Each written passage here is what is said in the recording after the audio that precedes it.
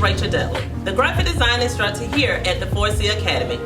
In this class, you will have the opportunity to learn the principles of graphic design and elements. Also in this class, you will have the opportunity to learn Adobe software such as Photoshop, Illustrator, and InDesign. Possible careers you could pursue in this pathway includes creative director, multimedia artist, or graphic designer.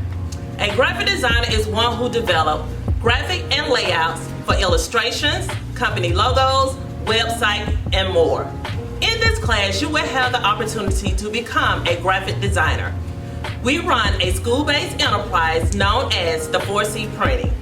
At the 4C Printing, you will have the opportunity to design logos, posters, invitations, obituaries, and various media for the community.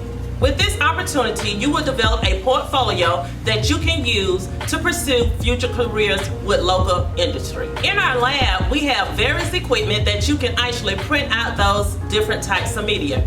We have wide format printers, we have 2 color copiers, we have a direct to garment t-shirt machine, and a UV laser printer. With these things, you would definitely be ready for the real world. Welcome to graphic design, where you are more than welcome to think outside of the box.